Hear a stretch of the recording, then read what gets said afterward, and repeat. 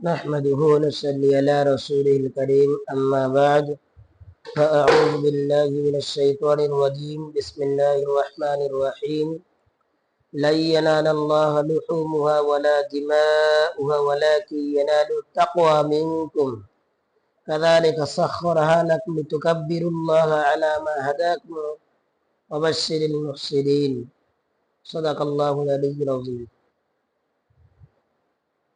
প্রিয় বন্ধুগণ, যেহেতু সামনে কুরবানি ঈদ আসতেছে, সেই জন্য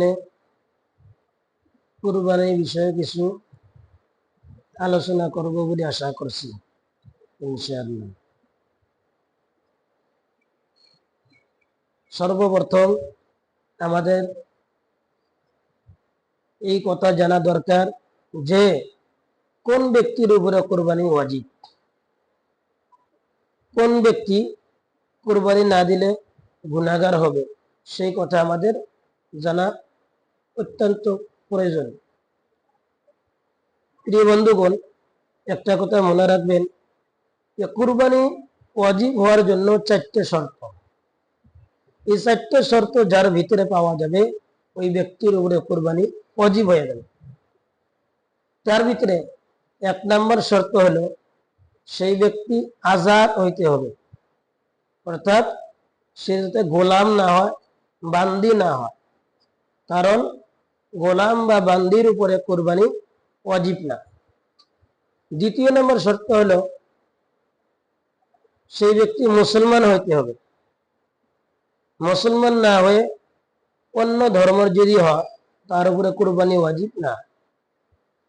3 নম্বর শর্ত হলো যে কুরবানির যে 3 দিন আছে, অর্থাৎ কুরবানি ঈদের দিন, কুরবানি ঈদের পরে 2 দিন, এই 3 দিনের ভিতরে সেই ব্যক্তি নিজের জায়গায় থাকতে হবে। সে যেন মুকিম হয়, মুসাফির যাতে না হয়, অর্থাৎ মুসাফির অবস্থায় থাকলে তার উপরে কুরবানি ওয়াজিব হয় না। আর 4 নম্বর শর্ত হলো কুরবানির জন্য যত পরিমাণ টাকার মালিক হইলে কুরবানি ওয়াজিব হয় সেই পরিমাণ টাকা পয়সার মালিক হওয়া লাগবে কুরবানির 3 দিনের যে কোনো একদিন, ঈদের দিন, কুরবানি ঈদের পরে 2 দিন, এই 3 দিনের ভিতরে 52.5 তোলা রূপার মূল্য বা 52.5 তোলা রূপা যদি কারো ঘরে আসে তবে সেই ব্যক্তির উপরে কুরবানি ওয়াজিব হবে। তবে এই কথা জানা দরকার যে 52.5 তোলা রূপা বা তার মূল্য ঘরে যদি থাকে, সেটা নিজের প্রয়োজনীয় বস্তু বাদ দিয়ে বাকি বস্তুর মূল্য হিসাব করতে হবে। উদাহরণস্বরূপ, আপনার কাছে 2টা বিল্ডিং আছে, আপনার একটা বিল্ডিং যথেষ্ট, কিন্তু আরেকটা বিল্ডিং আপনি ভাড়ায় দিয়েছেন অথবা সেটা এমনি বসে আছে, তো সেই বিল্ডিং এর দাম আপনাকে হিসাব করতে হবে। এরকম গাড়ি, আপনার একটা গাড়ি দরকার আর একটা গাড়ির দরকার নাই, তো সেই গাড়ির মূল্য আপনাকে হিসাব করতে হবে।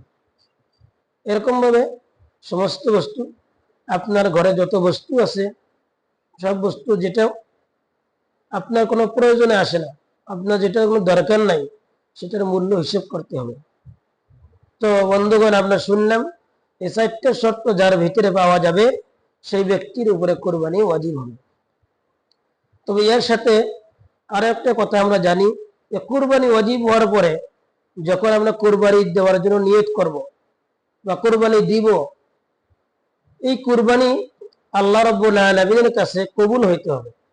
যদি আল্লাহর কাছে কবুল না হয় তাহলে আমাদের কুরবানি দিয়ে কোনো লাভ নাই।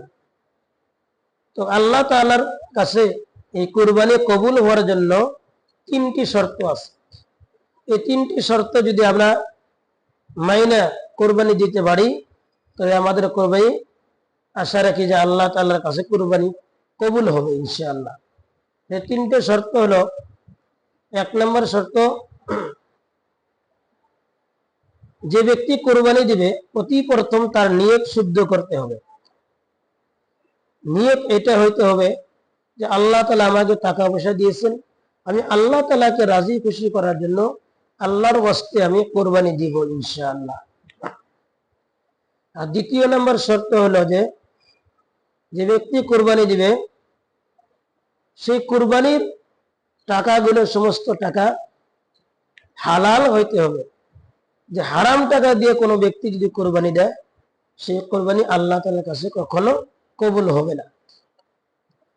আর 3 নম্বর শর্ত হলো কোরবানি আল্লাহ তাআলার কাছে কবুল হওয়ার জন্য আপনি যেই পশুটা কোরবানি দিবেন সেই পশুটা প্রথম থেকে নিয়ে শেষ পর্যন্ত আপনাকে হুজুর করিম সাল্লাল্লাহু আলাইহি সাল্লাম সুন্নত তরিকা হিসেবে কোরবানি করতে হবে বা পশুটা জবাই করতে হবে।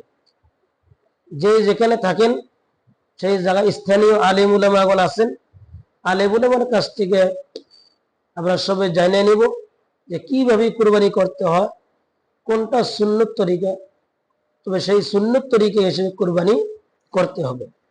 আমরা যদি এই 3টা শর্ত মেনে কোরবানি যদি করি ইনশাআল্লাহ আল্লাহ রাব্বুল আলামিন আমাদের কোরবানি কবুল করে নেবেন।